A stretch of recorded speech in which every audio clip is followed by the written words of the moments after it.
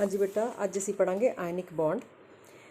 सो एक ਆਪਾਂ एग्जाम्पल ले ਲੈਂਦੇ जिद्दां कि ਆਪਾਂ ਸਾਰਿਆਂ ਨੂੰ पता है सोडियम और chlorine they make sodium chloride.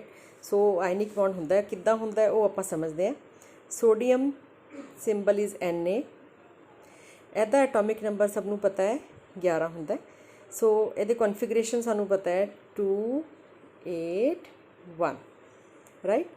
So sodium is not stable क्योंकि ਉਹਦੀ ਕੋਲ लास्ट शैल कंप्लीट नहीं है। इस शैल ਦੇ ਵਿੱਚ सिर्फ एक इलैक्ट्रॉन है जबकि होने चाहिए ने 8।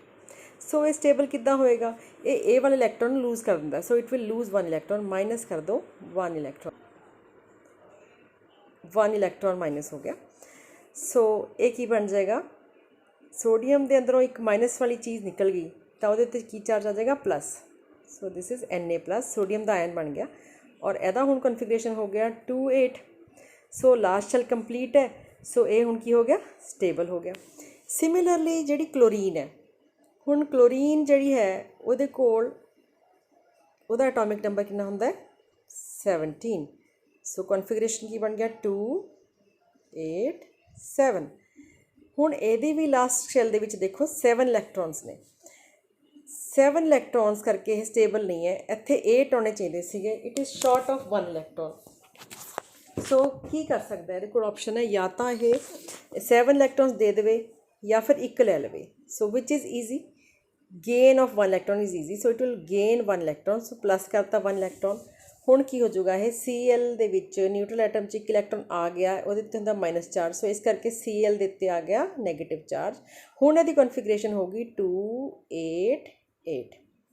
I hope it is clear to all of you.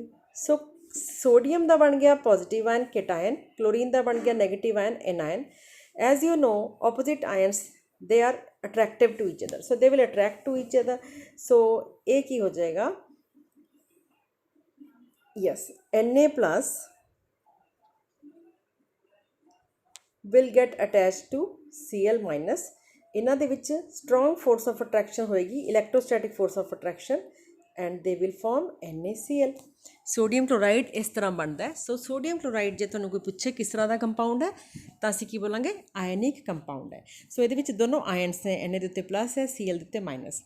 सो तुहानूं मैं कुछ होर एग्जाम्पल्स दनी है आयनिक कंपाउंड से, जिद्दां कि जे पोटैशियम होवे, पोटैशियम ग्रुप 1 दे विच आउंदा है, एल्कली मैटल है, ठीक है। और कुछ भी लै लो तुसीं, कोई हैलोजन लै लो, ब्रोमीन लै लो। जे तुहानूं कोई कभी भी इन्हां च किस तरह का कंपाउंड होगा, की फॉर्मूला होगा।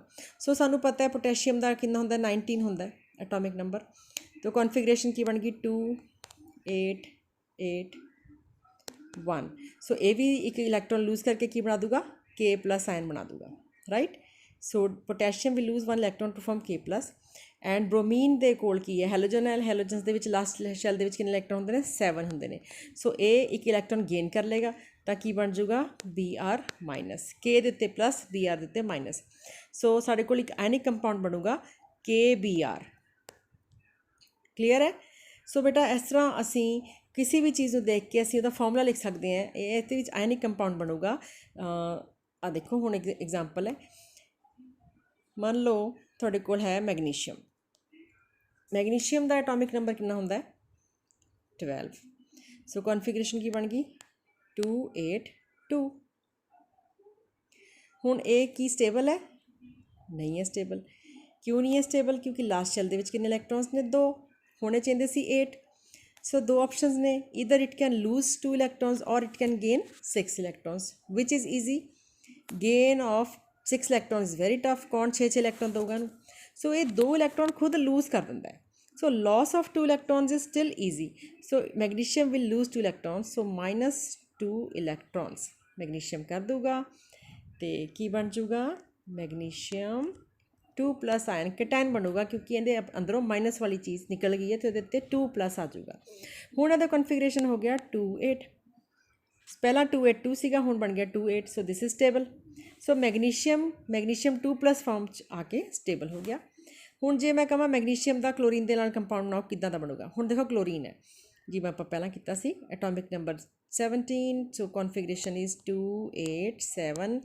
की क्लोरीन स्टेबल है, नहीं है। लास्ट शैल दे विच कितने इलैक्ट्रॉन ने, 7 ਹੁਣੇ ਕਿੰਨੇ ਚਾਹੀਦੇ ਸੀ 8 so it is short of 1 electron therefore it will gain so ਇੱਥੇ ਕੀ ਆਊਗਾ +1 ਇਲੈਕਟ੍ਰੋਨ ਸੋ ਜਿਵੇਂ ਆਪਾਂ ਪਹਿਲਾਂ ਕੀਤਾ ਸੀ ਕਲੋਰੀਨ ਨੇ 1 ਇਲੈਕਟ੍ਰੋਨ ਗੇਨ ਕਰ ਲਿਆ ਸੋ ਇਹਦੇ ਉੱਤੇ ਕੀ ਆ ਗਿਆ ਮਾਈਨਸ ਚਾਰਜ ਹੁਣ ਇਹਦੀ ਕਨਫੀਗਰੇਸ਼ਨ ਹੋ ਗਈ 288 ਪਹਿਲਾਂ ਸੀਗੀ 287 ਹੁਣ ਬਣ ਗਈ 288 ਸੋ it is stable so next slide 'ਤੇ ਦਿਖਾਉਂਦੀ ਹਾਂ ਮੈਂ ਤੁਹਾਨੂੰ ਮੈਗਨੀਸ਼ੀਅਮ ਦੇ ਉੱਤੇ 2+ ਆ ਗਿਆ